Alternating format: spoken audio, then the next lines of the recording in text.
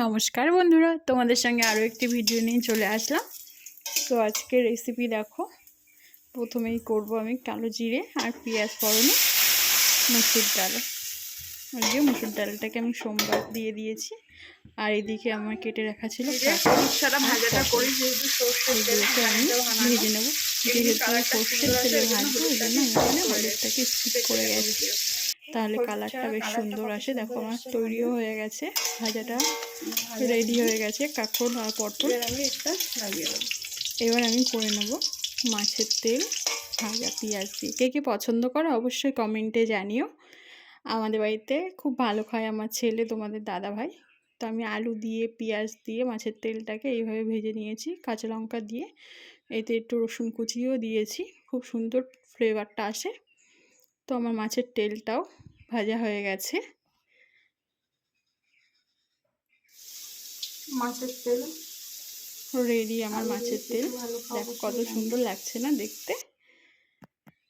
তোমরা কে কে ভালো খাও অবশ্যই কমেন্টে জানিও।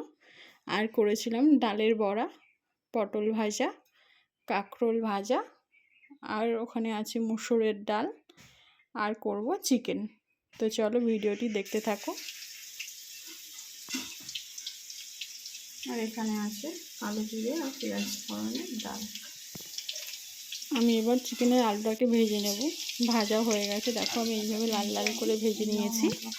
এই যে আমার চিকেনের মশলাটা, এখানে পেঁয়াজ রসুন আদা, এখানে আমি ফোড়নে দিয়েছি গোটা গরম মশলা জিরে।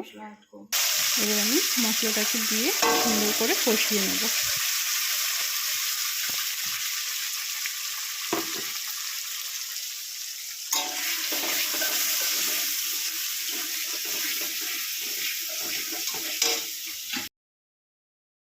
চিকেনটাকে কষানো হয়েও গেছে, আমি একটু জল দিয়ে হালকা করে কষিয়ে নেব ভালো করে। কষাতে কষাতে আমার মাংসটা সেদ্ধ হয়ে যাবে।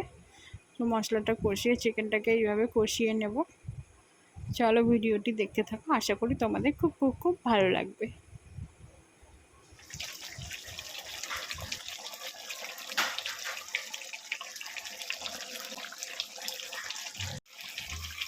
এই যে মাংসটাকে আমি এইভাবে কষিয়ে নেব। একদম যখন মশলাটার থেকে তেলটা ছাড়বে তখন আমি এটাকে জল দিয়ে দেবো।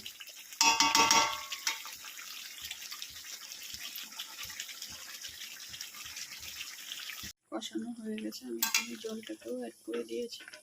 এর ফুটে উঠলে নামিয়ে নেব। চলো দেখতে থাকো।